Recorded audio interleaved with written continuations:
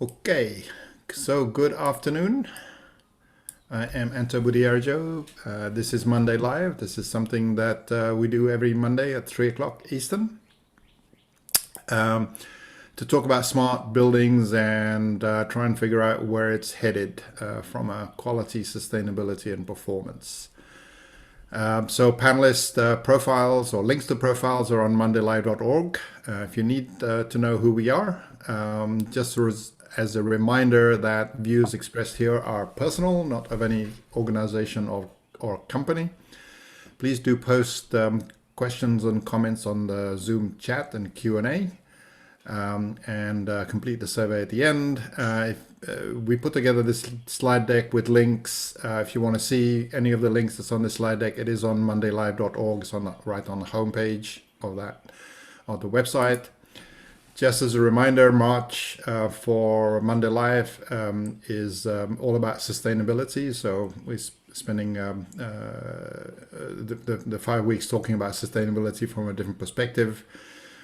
The agenda for today is we'll have a chit chat as normal, and then we're going to sort of try and sort of figure out how commercial real estate is preparing to be sustainable.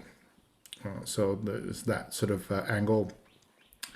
The slides that we have here, Ken is continuing to talk about adaptation, which is the key word. I'm sure he'll speak a lot more about that in a The minute. slides aren't moving again, Mantle. Slides are not moving again. Okay, so I do that. There you go. That's better. Right. Thank you.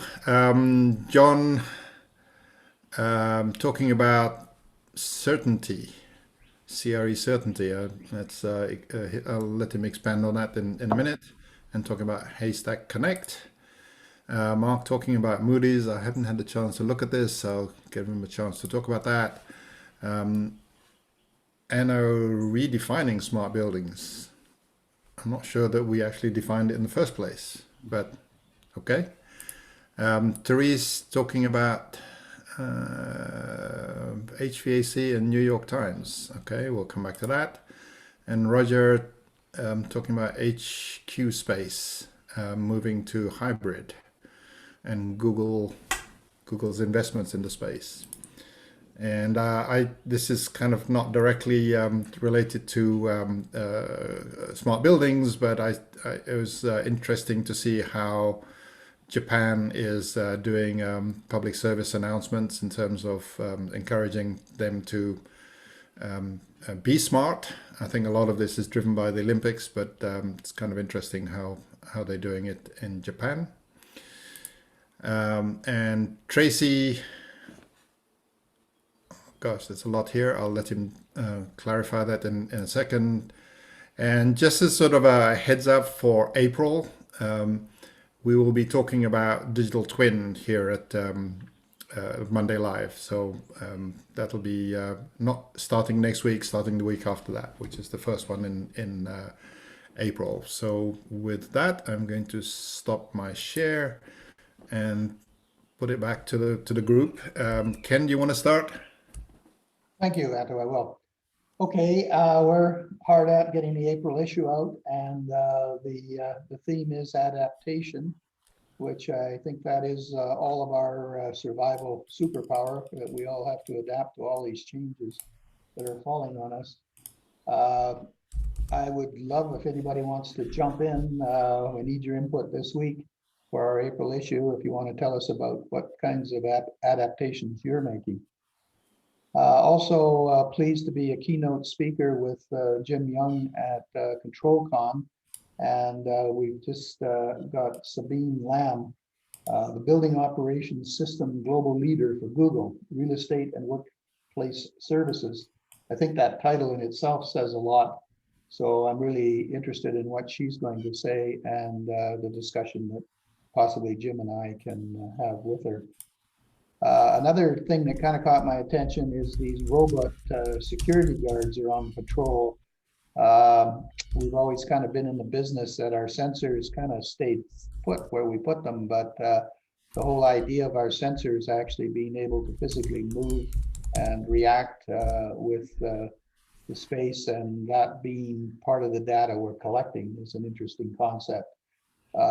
This falls on us when we're what Keith Gibson calls roller chair integration, where we all sit in these offices looking at these screens, and we move back and forth on our roller chairs and from one computer to the other, and that's how we integrate things.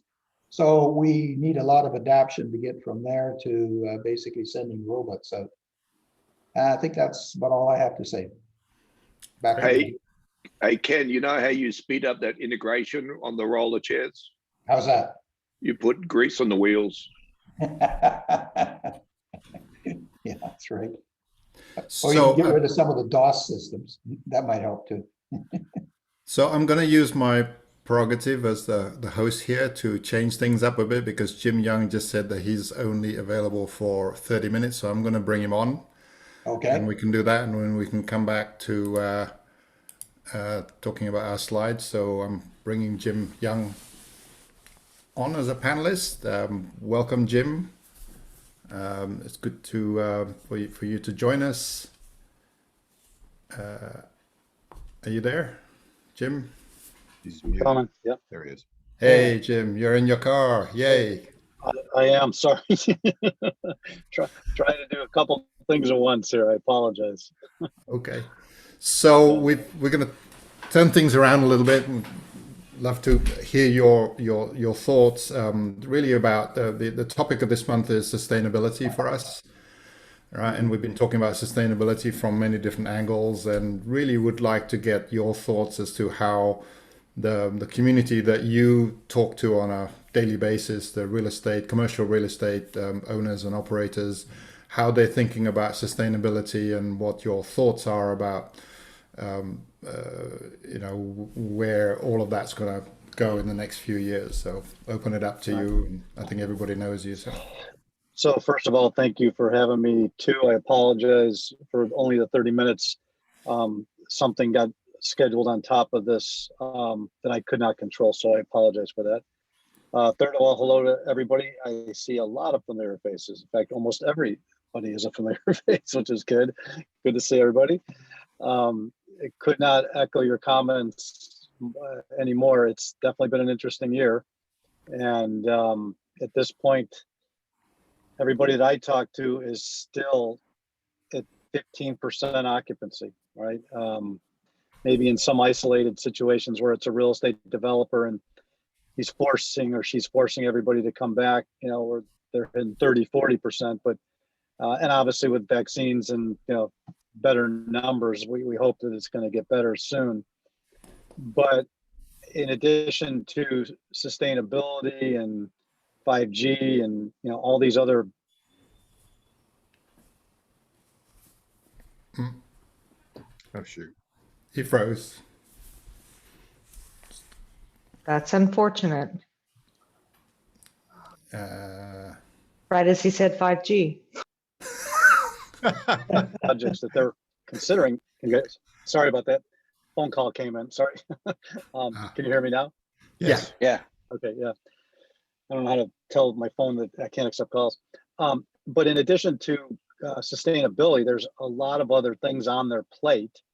One is getting the tenants back in the buildings, and number two, dealing with the fact that once they get back in the buildings, they're going to need a lot less space. So what COVID did was provide everybody an opportunity to learn that working from home is not as bad as many executive leaders thought it was. So this crash course in working from home post-COVID, people understood commutes. They don't like crowded buildings. They don't like, getting home at 9 o'clock at night. And so the real estate industry, a lot of the webinars and the events we're having, they're saying, okay, yeah, maybe they'll start coming back in June, and by fall, everybody's going to be feeling better. But despite COVID, how fast are they going to come back into the office for these, considering these other reasons to not go into the office? So there's this big cloud of uncertainty saying, especially when you see major corporations canceling leases to the tune of $90 million penalties. So they paid the $90 million penalty to get out of a lease. Salesforce Tower, the big new building in San Francisco, developed by Boston Properties, they've got their name on the building, and they just said that their employees may never have to come back to work. Okay, so if the main tenant, the one who built the building with their name on it, says you don't have to come back, what are all the other Class A tenants in that building going to do? Are they going to follow suit? And I think San Francisco's at about 11, maybe 12% occupancy right now. So before we get to the same sustainability conversation, we got to get to the post-COVID conversation. Then we got to get to all the other reasons people may or may not go back into the office discussion. Then we got to get to the downsizing discussion where 100,000 feet turns into 50,000, turns into 25, turns into 10, whatever the number. And then there's a million conversations going on about open floor plans versus cubicles versus offices and social distancing or not. And then another massive conversation going on right now is, all right, they all have learned that they can work from home, but what are we going to give them at the office that they don't have at home? And that's actually, I'm on my way to LA as we speak. We're doing a CIO event in about 3 weeks where we're actually filming the event from an LA studio. Okay, so you say, well, why would you do that? Well, there's a lot of tools and toys in a studio that you can use to create an immersive environment that you don't find in your average conference room, right? Or in your average office suite. So there's this experiential conversation, meaning how are we going to get the tenants back into the office with as many people as we possibly can so they will stay and they will pay their rent. Now, on top of that, we have to have the sustainability conversation because it's in PS, this is the third time, well, maybe even fourth time in Realcomm's career that we've had the sustainability conversation. So can I get a nod of heads for everybody who's tired of having the sustainability conversation for the third or fourth time? Okay. All right. I see John's with me. I think Therese was nodding her head. I mean, I fundamentally started Realcomm to try to convince building owners to turn off their lights because my mom always taught me to turn off the lights when you leave the room. Don't waste electricity, right? And that's in my DNA. And that, it's metaphorically one of the reasons I wanted to get these building owners to learn about smart buildings, i.e. all of the benefits, but the metaphor was turn off the lights. So, and I've been trying to analyze in the last 3 months, why is it back again? Well, it's back again because it's important and it should never have gone away. But I think what I'm seeing is there's a whole new generation who thinks this is the first time we're talking about it. And so I'll hear some of these people doing speeches or presentations and they'll say, do you realize that buildings account for 43% of all the energy? Yes, we do. We've known that for a long time. So I think this recent sustainability push is, number one, political, because there's some political reasons to do that, which is fine. I like getting attention to sustainability. But I do think there's a new generation that thinks this is the first time this has been brought up. So, for all of you who've been in the war a long time, it is not the first time. It's at least the second, third, and possibly the fourth time. So with that, what I've seen in the last 90 days is an ungodly amount of money being positioned to be raised for sustainability. And again, when I talked to some of these people about some of the old fashioned ideas that we've been talking about for 10, 15, 20 years, they don't seem to be interested in those. They want the sexy new ideas. And I'm saying, I get sexy new, but if we can simply talk about old cool ideas like low voltage architectures for lighting or, enhanced HVAC and heating and air conditioning tuning, using data from, smart building systems to, heat and cool the building when appropriate, not at 3 o'clock in the morning. And actually, Anno, I think, we've been having some conversations recently, getting the good old fashioned ideas out there that are, much more proven and sound than many of these new things. It's hard because of all the noise. So you got all this money and everybody always follows the money and they hire the PR agencies, they hire the marketing and they do the webinars and they're talking about some interesting things, no doubt, some stuff that we've been talking about for a long time, but it always seems to be heading towards that shiny new object, and what I tell people is, can we just talk about the boring stuff that nobody wants to talk that works? Right. And so I think for all of us traditionalists in the industry who, are not, just think it's our way or the highway, we're open to all ideas, but I don't think you can throw all the old good ideas out with the new shiny things. So what I'm seeing, we've been holding some ESG webinars recently because of all the noise, because of all the people wanting to talk about it. We've had reasonable attendance, but interestingly enough, we've had trouble finding sponsors who want to sponsor an ESG. Okay, which is interesting because you would think with all this new money, and maybe we're just 6, 9, 12 months ahead of the curve. But the commercial real estate industry, we go through topics of the day pretty quick, right? I mean, 18 months ago was occupant experience applications, then came COVID. COVID lasted for about 6 months. We really never even talked about COVID tech in a meaningful way. COVID tech is already in the rearview mirror, and now sustainability is back. And so maybe I'm a little hardened that I've gone through this a few times, so I take these topics du jour or trends du jour a little lighter.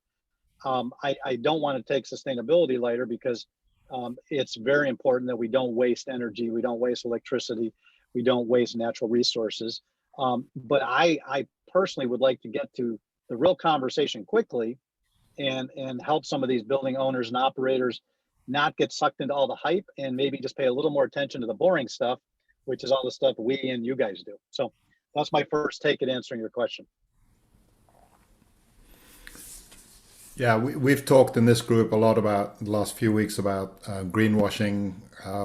You're not sort of saying that. You're kind of saying that there's a lot of money, but there doesn't seem to be sort of financial support to talk about it. There's the lack of sponsorship side of things. Very interesting. Well, there's money being placed for acquisition of companies or funding in companies, which, by the way, every single person in this phone on this call, in my opinion, would be people who would deserve to get funding. Okay, you've been at it a while, you know what you're talking about, your technologies are proven, and a lot of the money is going to, newer companies with bold ideas, many of which you folks already do.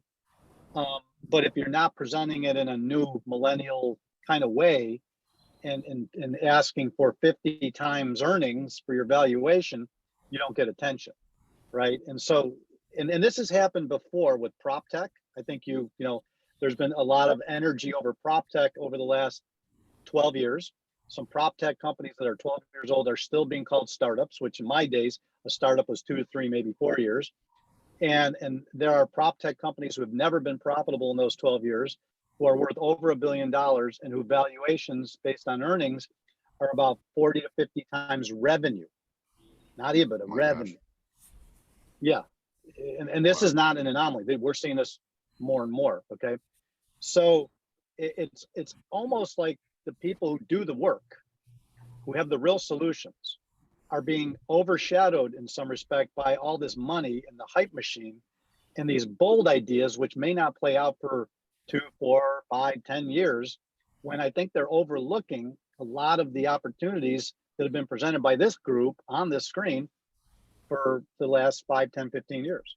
So we have to do our part, and Realcomm is obviously, raising, and we like startups, we like big new bold ideas, but we also like people who've been at it a while, and we understand that you can't throw one out for the other, and you need to embrace all technologies in order to come up with a solution that's viable.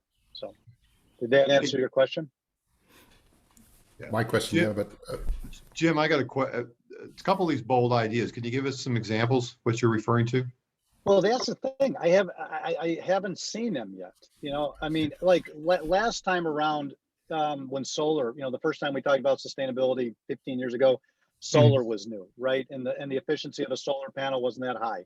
So I took a bunch of guys to this solar facility in Phoenix or Scottsdale that had 15, 20 different types of solar technology, including the concentrated solar, which was the same stuff that they used on the Mars lunar rover, right? And it gets a bead of solar, and put your hand in front of it, it'll burn your hand off, right? And so there were people coming out with all these grandiose ideas about using this solar, and it never went anywhere, right? All I've seen so far is a lot of political positioning and a lot of SPACs, the new form of financing, raise anywhere from 100 million, 250 million. And a SPAC is basically, me, I don't have my ideas yet. Just trust me, give me your money. And when I find a good company, I'll go buy it. Right. And so we have not seen the companies, these SPACs are literally 30, 60, 90 days old. So they're being formed as we speak. Just go up to Yahoo News and type in SPAC. Then you can put in real estate technology or sustainability. It's every day there's another, $250 million being raised for these grandiose ideas. And we haven't seen what these grandiose ideas. My point is there's still enough good old ideas on the shelf that never got implemented. And before we go looking for the next new idea, can we please embrace and install and execute on the last good idea? Seems like we're too ADD. We just want new ideas, but we don't see it all the way over the finish line. Shiny object syndrome. Shiny objects. Yeah, so this is the fourth time in my career that we're going through shiny object. Well, actually, it never really stopped. After 2009, the shiny object syndrome seems to be alive and well. And when I get like the venture capitalists on the phone, I go, please explain to me just one thing. And I'm not as sophisticated as you are, and you guys are raising billions. But my question to them is, in the old days, when I first started in tech, a startup was given their money for 24, 36, maybe 48 months. And at the end of that time frame, you had to deliver one of two things. You had to hit the ball out of the park and achieve a 10x return on the investor's money, or you had to reach sustainable cash flow. So even though you weren't going to be a super duper stellar performer, at least you would pay your own bills and we wouldn't have to keep writing checks. And if you didn't meet any of those two criteria, they just stopped funding you and you went away. Well, now, and I ask people, I say, well, why are the runways 4 and 5 rounds of financing? No profitability or market share is ever reached, and yet they keep getting more money and kicking the can down the road and extending the runway. To what I said earlier, there's one startup who's 11, 12 years old now. I wouldn't call them a startup. There was an article written about them a week and a half ago, and and I absolutely on purpose went and looked at the reporter, who was probably under 25 years old, and they said, startup A, is working with startup B, and both companies, well, at least I know the one company was at least 10, 11 years old, and the other company, I don't believe it was a startup either, but my point is they were still calling them startups. So, and if you want to get really granular, this problem goes all the way back to 2009 when we started printing money, called quantitative easing, and we brought interest rates down to zero, and we flooded the market with cash, and we're not seeing it stop anytime soon. It's getting past. Last week we had another 1.9, and so there's all this cash on the streets, and they give them to people with, some kind of reputation or credibility, and they say, go look for new ideas. So you're going to see a boatload of money going towards sustainability-based smart building technologies. And I just hope that the older, more established community gets some of that capital, and it's not just given out to huge ideas that may or may not work.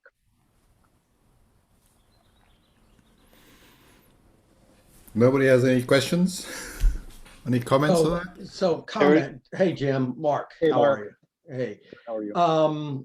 I'll be coming out next month. We'll get together, by the way.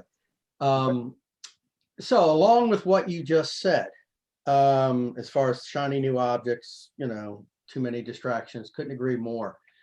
Do you think then this is also causing a movement away from truly integrating and interoperability back to the silo environment? Well, there's a couple things going on here. And if you look at the average age of the person on this call, we're not in our 20s anymore. And I don't know if I'm seeing everybody. Gina, you're probably the youngest, okay? And I think what I might, and it's not just our part of the smart building industry, but I'm saying this kind of as maybe in totality, where there's 2 or 3 generations now of people thinking they're going to choose the smart building problem. And I'll give you a story, and I'm not going to tell you the name. Major venture capitalists on the phone talk. They basically came on and said to Howard and I, you guys are great. You're doing a good job. We got it from here. Go retire. And, I kept the conversation going. I didn't take it personal. I said, we need all sorts of intellect old, middle, young, there's big problems that need to be solved. So through the court, and I said, okay, I get it, but buildings are old and they got old equipment, got 30 years old equipment, proprietary systems. We got, companies for the last 15 years who've been, open and integrated, and now we're going to building IoT. I get it, but they all got to work together. No building owner is going to pull all the equipment out and put in all new state-of-the-art IoT. It's just not going to happen, okay? And I said, okay, and I go, so where do you think a company like Tritium falls in this? Because they're kind of the bridge from the old to the new. And he said, who is Tritium? Well, I almost fell off my chair, okay? And I said, anybody with this amount of money, and you've got fiduciary responsibilities to represent your investors, to not know who Tritium was and you're investing in Smart Building Technologies is almost criminal, okay? So Mark, what I think might be happening is, because we got these 1, 2, and 3 generations, and Realcomm, IBCOM for the last 5 years is massively reaching out to younger people, right? We're trying to bring the new generation in, because it gets to me a feeling that everybody's trying to do it on their own and they're not taking all the expertise that's on this call. And we need to get these new startups talking with more of the traditional companies, because it would be an absolute sin to let all the experience and knowledge on this call get thrown away and then all these people try to reinvent the wheel. So I think there's some generational issues that we as an industry, and I think a lot of industries are experiencing this, where the young kids just don't want anything to do with the old folks. And I think we all have to make very specific attempts to bridge that gap and not let that happen. Otherwise, a lot of intellect's going to be thrown out down the toilet. Jim, is it fair to say that most of the investments with the startups, though, are really dealing with the offsite data handling type stuff? It's where a lot of the money going, because the kids can actually do that without the experience. They're trying to do it without the experience of on-prem, whereas a lot of the experience that may be on this call is people who have been dealing with the on-prem bit that's now moving to the cloud. But the kids are just, and the new startups are just looking at the data and saying, yeah, we can do lease management, we can do IWMS, we can do AI and digital twins, but it's all with data off-site rather than the on-prem stuff. And that seems to be where most of the investments in startups are. Yeah, but they may have the data science experience, which is critical, and they bring a whole new skill set to the table. But how long did it take you to learn about a building, and to learn about that control room, and to learn about all the systems, and to learn that the systems weren't integrated and they were disparate, and you got 30 manufacturers with 100 different products? I mean, all of that stuff takes time. And so in so many cases, I see them coming into the industry, and yeah, they know the tech, but they don't know the real estate or the building side. And so what I always say to people is, I don't know anything. I learn every day. Consider me dumb. Let me ask any question I want, and let's very quickly bring your skills and my skills to the table so we can solve this problem. I just don't want to see all the talent that has been dealing with some of these issues, most of these issues, for 20, 25 years, and then just get discarded because we didn't use the newest acronym or the newest brand. So yes, they are bringing their cloud skills and their data analytics skills, which is critical, but many of them, because just the lack of experience, don't have the base knowledge of how a building operates, and that's holding them back. I mean, can you tell me one IoT startup, BIoT, Building Internet of Things, that came up with a massively crazy big idea and whose valuation is justified for the impact they're having in the market? I can think of maybe some of the access control guys seem to be making it to mainstream now, where they're selling a lot. Tesla. I mean, Tesla's not a startup, but I mean, his Powerwall and his energy storage stuff is groundbreaking, and it still hasn't reached mainstream adoption within the real estate industry. I mean, does anybody have any? Last 3 to 5 years. I guess there's the guys up in, the name slips my mind at the moment, up in Scandinavia, who've got the little tiles like where they got temperatures, and you can put them in chairs, and it always throws them up in the air. I forget the name of the company now, but most of them are not. Most of them tend to be looking at handling the data off-site and nothing to do with the on-prem stuff. And P.S. Mark Peacock, do you remember at the Tritium event where I took you in the corner with the director of development, and we were going to come up with a little doorknob that had a camera on it and you could open it remotely? Oh my gosh, yeah. If we did that, we wouldn't be talking today. I would be on the beach with you, friend. Yeah. Yeah. So I would say Latch and some of the, the access control guys. Ring was the idea that Mark and I talked about 10 years ago, at least 10 years ago. And we all got busy and didn't pursue it, obviously. But to me, what I see is the fundamental problem I see right this minute is a lot of people with money have more money than they should have because of quantitative easing and 0% interest rates and printing of dollars. And so the market is flooded with capital and there's just not enough really good substantive ideas. So as a result, they latch on to bad ideas and bad companies. And so if I can just sort of put this back to sustainability, do you think this is impacting how we're collectively dealing with sustainability in a big way because of this? Yeah, you're going to see the government throw a lot of money at this. You're going to see venture capital sources throw a bunch of money at this. Our attitude's always been the same. We say, come on, come on, bring your ideas. Realcomm is full of old companies, moderate, companies and brand new companies. We have that entire ecosystem. We promote, people working together, but we're also not afraid to call it when it's a bunch of BS. Okay, and I think there needs to be people that just say time out. This is not the first time we talked about this. This conversation has been going on for 30 years. There's a host of existing technologies that can solve these problems. We're not saying don't invest in these new companies, but look at the thousands of companies that do what all of you do day in and day out for the last 20, 30 years with great results. And yet you gotta fight for your airtime because some brainchild from Stanford just got $30 million to melt the sun.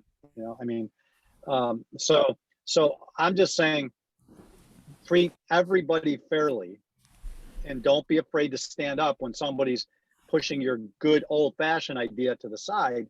Stand up and fight and say, well, how is this any different than this startup? And I honestly believe I had another conversation with a startup venture capital firm that he said, I won't look at any ideas. And I think he's north of $100 million he's got to spend. And he said, I won't look at any deals unless they prove to me that they can disintermediate Yardi. And for those of you who may or may not know Yardi, it's the leading ERP in the real estate industry. And if for any of you who know enterprise computing, you don't install one and uninstall one easily. It's a multi-year process. It's complicated. Lots of applications, a lot of tentacles. So even if this person said, I'll double your profits if you use my software, most real estate companies couldn't make a decision that fast to disintermediate Yardi. So to me, it's a guy with a lot of money who's had a couple successes, thinks he knows everything, and does not know our industry. And so we started pushing back at Realcomm in Nashville, where we did that segment on PropTech, and we studied it for 4 months. We looked at all the different funds. We quantify everybody, billions and billions of dollars. Well, when we dug into it, most of it was international residential PropTech, wasn't commercial or corporate. And there was only like 340 million that was designated towards commercial. And so, if you just listen to the headlines and you're not a critical thinker and you don't dig, you can be fooled by some of this stuff. So the message is stand up and fight for your products, for your ideas, for your companies, and go ask for some of that money. Stand up and fight. Yep, because you got everybody on this phone. I could get, you guys and maybe another couple dozen. We could sit in a room. We could design the most energy efficient, sustainable building on the planet Earth if they would just let the people who know what they're doing do it. Do it. Right. So, I have a lot of respect for you folks, in case you can't tell. This was a conversation we had on Wednesday, and we all need to join Gina's company apparently and consult with all these data scientists that don't know what they're doing. Gina, Yeah. We're not supposed to be talking about that in public. Oh, go ahead. Yeah. Sorry, Jim. Are you seeing a lot of people who don't know what they're talking about on the streets? Yes. So this actually came up on our Wednesday call, and I kind of to segue from sustainability into this, because I'd had a situation where I was actually talking to investors, and they kind of did the same thing. They said, well, you know, hey, how come this company over here is, you know, getting 80 million in funding and stuff like that? And I said, well, I mean, my God, they're reading sensor data and putting it in a mobile app. Any kid out of, you know, college or can do that. And I said, but if you want to spend your money on that, fine. But but it goes back to what I said to these guys. I said, it's a lack of understanding as a venture capitalist, and I don't know where that's going to end us up. I said, but we all talked about it. What's the impact that we're going to feel? Because we're going to end up feeling that. But what you're going to see is you're going to see a lot of wasted money. I mean, Yeah. WeWork blew up. $50 billion evaporated with WeWork, and we barely got 2 weeks of headlines out of it. Oops, we lost 50 billion. That's a lot of money in my world. Okay, you know, and for all of these companies to just put in money. SoftBank has had a lot of strikeouts lately, but because they throw so much against the wall, you know, their winners will make up for their losers. But I think the way it hurts us is that we're wasting time, money, and energy trying to find new ideas that already exist. Sensors in an iPhone app. You're right. That's been around for 100 years. Stephen had a good question in the Q&A that I think is good for Jim. Go ahead. Said, so Stephen asked, Jim, also good to have you on today. Are any of the CRE folks other than the biggies buying energy efficiency solutions in this market, or just maybe some safety, ventilation, IoT solutions? So right now, if I was, you know, if I could imagine what it's like to be in their boardroom, here's the priorities. Get the tenants back into these buildings. We got to see how many are coming back. Once we see how many are coming back, we got to see if it impacts the leases. Are we going from 100,000 to 50,000? Will we be able to fill that 50,000 with a new tenant? Are people really hating the cities as much as they say they are? So their number one priority is just dealing with the reality of COVID, the work from home experiment, and getting back to the office. The big ones are raising money for sustainability, but I have not seen a lot of purchase orders, although you guys would see more than I would, right this very minute on sustainability initiatives. I'm seeing, you know, remote access to buildings for operational efficiency and effectiveness, but I don't think we've seen the, you know, now the other side of this is we're seeing some sticks coming. We're seeing some federal and state laws starting to be passed. They're going to push some of this. So that's why I said you're going to see a lot of activity by the government, conceptual big money raising on sustainability. But I think it could be another 6 to 12 months to see them really starting to spend the money. With isolated instances aside, the big guys are doing some stuff, but you know, the average, you know, real estate owner with a, you know, 100 million square feet, they're not going to, this is not the top thing on their list at this moment. Getting their tenants into the buildings, paying their rent is their number one priority. Just intriguing comment from Keith Gibson, who's raising money for his Facil startup AI. And the comment that he reports that he's getting back from investors is that your venture is not risky or compelling enough. That's, there you go. It's too boring. It'll really solve some problems. You know, I saw an interesting shift with one of our investors who initially invested in our platform, which is software and hardware. And I took another idea, it may have even been related to this group somewhere, to this investor, and they proclaimed they're only investing in software companies now. No more hardware. Interesting. Which I'd seen kind of a trend, but that was the first time anyone actually confirmed it out loud. The number one thing we all need to do is be loud, stand up. Realcomm IBCon has been doing this for about 3 years, trying to just raise the flag and saying, you know, we've been inviting venture capital and other capital sources to the conference in mass. I think in 2019, we probably had 50 running around, right? And we like force them into the rooms to talk to you, listen to you folks, so they understand that these ideas are not new. maybe there's a brilliant one floating around out there someplace, but many of these concepts have been around for a long time. The hardware platforms are changing from, proprietary to open and interoperable to IP internet based. But a lot of this stuff is not new, and they need to understand it before they make investment in somebody who's starting from scratch, as opposed to having 20, 30 years of experience with it. Well, this is great. Any other questions? Or I know, Jim, you had to leave at some point. I got maybe about 3 more minutes. Then Okay. I should probably head out. Do you want to tell us what's happening with Realcomm this year? Just sort of, if you can. It'll be held from Grand Cayman. It will only have 12 attendees. This 12 here. Yeah, these 12 right here. No, we're gonna do 1, 2, maybe 3 more hybrid small ones. I'm on my way to LA as we speak to get the logistics figured out for this one. I want to keep playing around with the hybrid experience because we're never going back to the old fashioned just people. Every event from this point forward is going to have a combination of physical and virtual.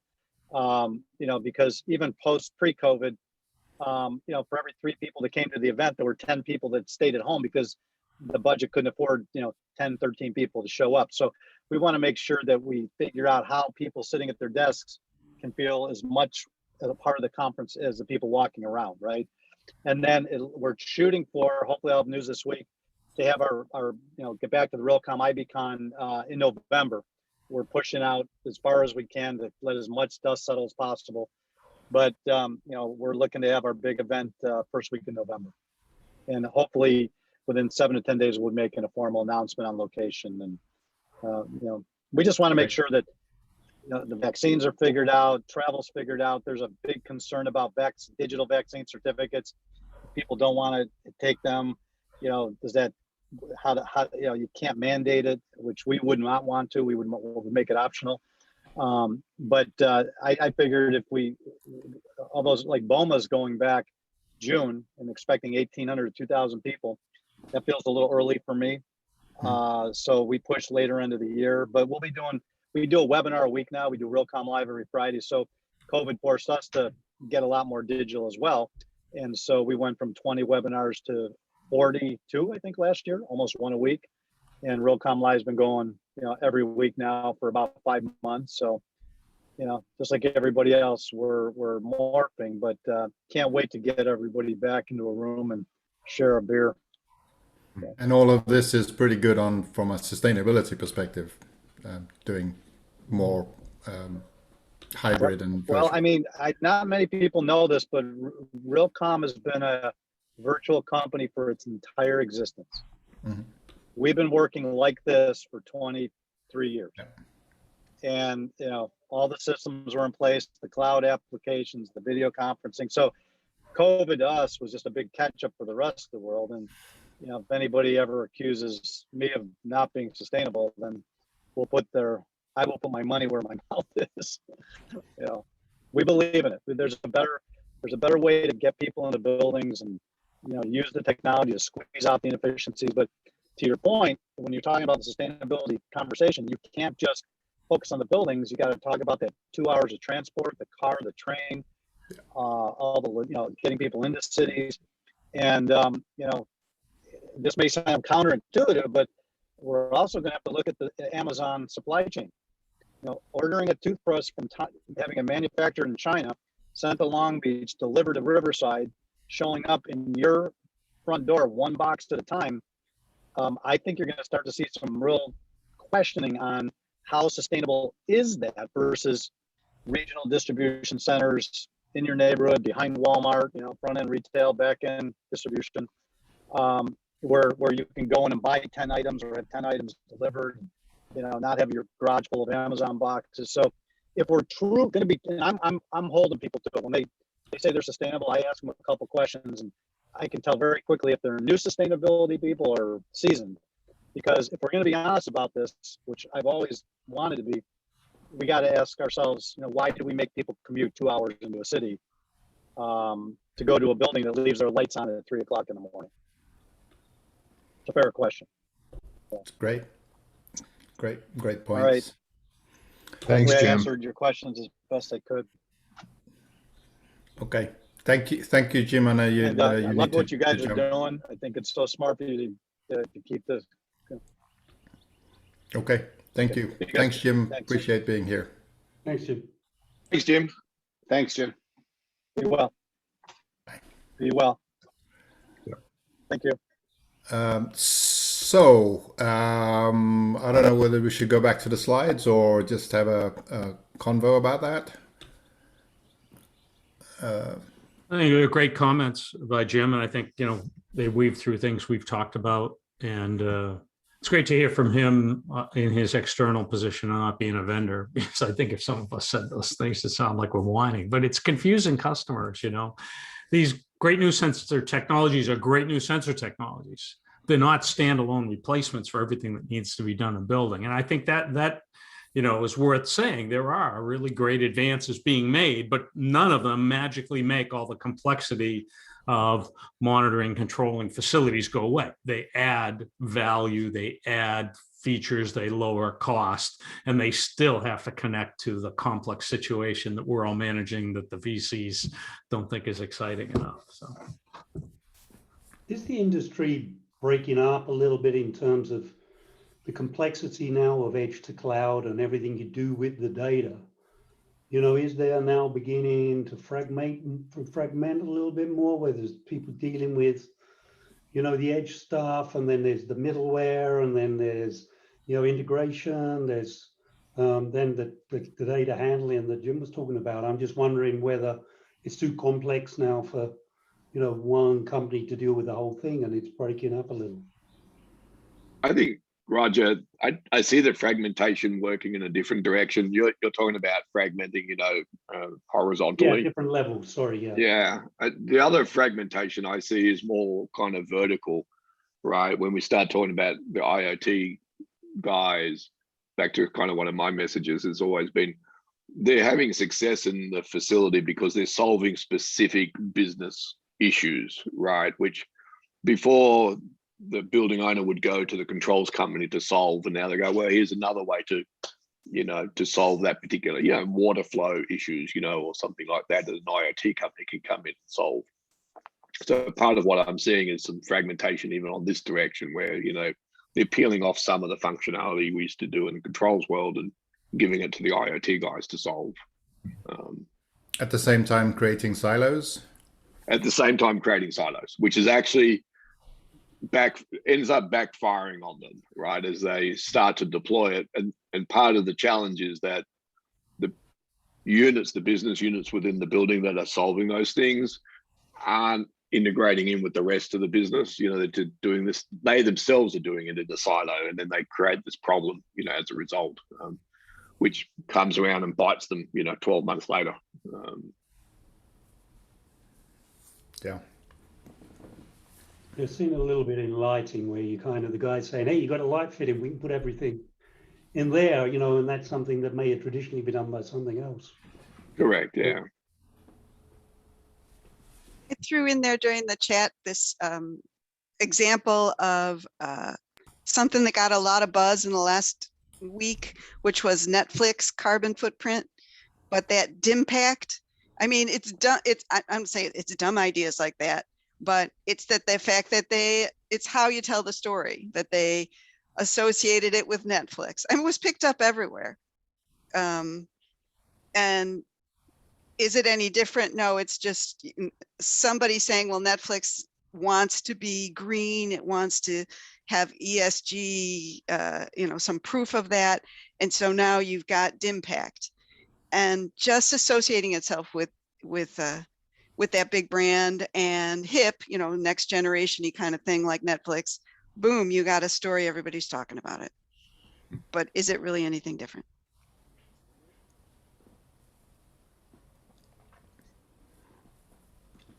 So I think the story, I wanted to agree with Teresa or expand, and this is consistent with things we've talked about, and that is the story seems to be as important as the actual technology here. And what's sad is, when I even just look at the screen, everybody on here is betting, some portion of their future on software. right? We're all going towards that software side of things. And there are nuggets of real brilliance in some of these other things that we're kind of whining about here. But nobody is bringing it all together properly, right? So I don't have an answer or anything, just an observation.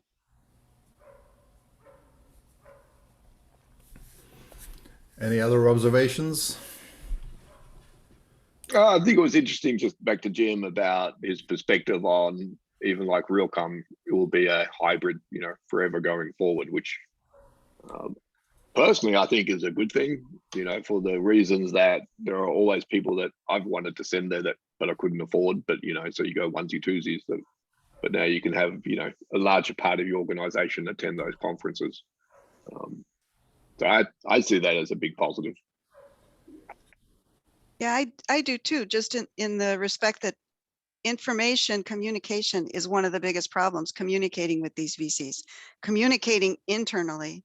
How privileged am I to have gone to as many Realcomms as I have, but always I looked around me and would say, oh, I wish my boss were here. I wish this and this product developer were here. I wish, like they have to understand what's being said, but getting the message out is really, really hard with all the noise, but I think virtual will help. Yeah, that's a great point, right, Therese, in that, VCs who probably would never have gone to a Realcomm, just cause now suddenly it makes it viable for them to do so.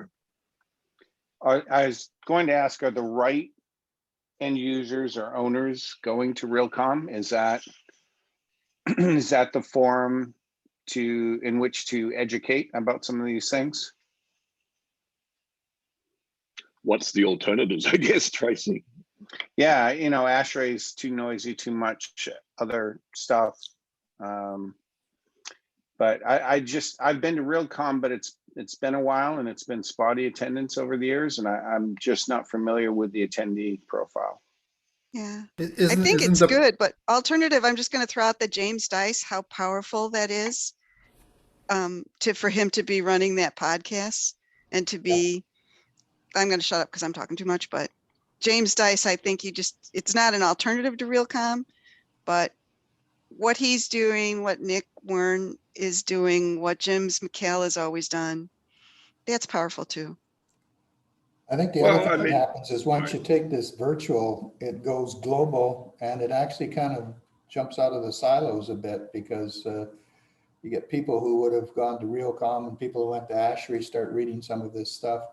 The next one that we've got coming up is this one in May, and both Jim and I are keynotes at that one, ControlCon, and it's the first time it's had a virtual piece. And I know Scott Cochran went out to Denver to Realcomm and saw a bit of the carnage there, and basically they're trying to work around that. So the new model is evolving daily, and it's just how that all happens. The other thing is that I think that's how we're able to attract like folks from Google to smaller events, which before you had to have the 50, 60,000 people event, and now based on subject matter and so the virtual events I think have the ability to grow bigger than some of the original core events. So interesting times for sure. So isn't it because partly because as we keep on talking about, the subject has become very complex. There's so many different sort of aspects of the subject that spending a week to go to a conference where you're not going to get the whole sort of diversity of the subjects, but focus on one thing, it's just becoming very expensive, the overhead of that week. Whereas you can sort of, with virtual events, you can sort of target specific subject and spend a couple of hours here and there. So you have a lot more flexibility in terms of what you can consume and who you can consume in your organizations. Yeah, cherry picking is much easier. And so therefore you go through a whole bunch of large conferences and you see one event that you would really like to have some more information on, and you may join that virtual event just to have access to the information shared there. Or a lot of times just even to get connected to the people. if they're speaking about this, I want to talk to them. So yeah, there's an interesting side evolving. It's a whole new way of doing things. Requires adaptation. So Ken, when is automatedbuildings.com going to be a podcast? Going to be podcast. Well, started Basically, this morning. Anto bullied me into our first email interview turned into a podcast or a video thing. I do not want to get into video production. I'm trying to retire and shut this thing down, but it just won't die. I heard you've got kids who could do that for you. Yeah, they're smart enough. They don't want to come in. They've been listening to the doomsday report that we've all been reporting back, and it's like, you got to be kidding. It's got to be a better way to making money. It's the Godfather effect, Ken. You never can escape. They pull you back in. Right? Yeah, that's right. So anybody else want to talk about anything different as we start to think about wrapping up? There was just my slide that we're going to come back to, just an interesting note that, and why that article, that report actually caught my eye, was in all of the doomsday saying that we've been discussing for the last year here as a group. It was interesting that Phoenix is posting record real estate numbers in terms of leasing and sale in industrial and commercial space right now.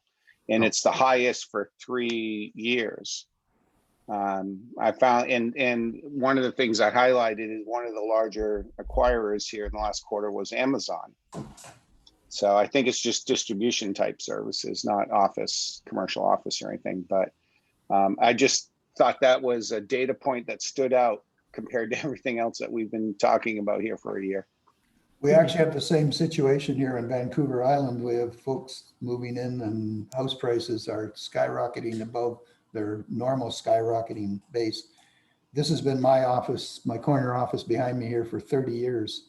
I've operated out of this location and out of my home. So it's sort of like some folks are sort of finding that this may not be a bad way to live your life. So but it's the same thing. It's driving the economy, the relocation of people to where they want to be, where they play. Our joke is you basically want to live where you play, whatever what it is you like to do, that's where you should live, and then figure out how you're going to make a life out of it. Residential is up in Phoenix right now too, tremendously.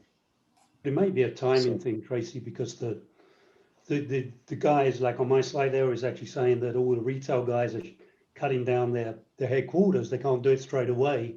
Whereas Google are now saying, hey, we're going to open up, with billions and 10,000 people employed. So they're kind of turning around and the high tech guys are jumping in. But it may be that, the year, 18 months as leases come to an end, not everybody can afford to do what Jim said, $90 million to pay off the lease. But it may be the leases, once they get to an end, might actually just say, hey, thank you, I'm closing down. I'm going to take a smaller space. But on your comment, Roger, about retail closing corporate office or reducing space, many are starting to spend it on the physical location. For example, Target says, and they're going to spend $4 billion annually on store expansion. Sephora is going to open 60 new plus freestanding stores in the U.S. in 2021. Five Below is going to open 180 new stores in 2021. Aldi, 100 stores in 2021. Ross stores, 60. Ultra Beauty opening at least 40, 45 stores this year. And the Whopper, Dollar General, which is a big discount place here, 1,050 stores. I saw that. So that's blowing me away, quite honestly, that here, yes, retail unfortunately has been one of the most hardest hit segments, from COVID, and we're starting to see these numbers now. This is great. It's awesome. So the one that encourages me now, of course, is John Petsy now has changed his background from the overcast skies to a sunrise. Hey. I was waiting for somebody to notice. And that is a sunrise, right? Okay. And On a sunset. so that was a definite decision on my part to change my background. So very good, Arno. I'm picking that up as the most positive move for the week. Well, with that, we should bring the show to a close. Thank you for that very positive end. So video will be up tomorrow morning, and we will be back talking about sustainability one more time in next Monday. So have a great week. Bye-bye all. Thanks, guys. Bye. Bye. See ya.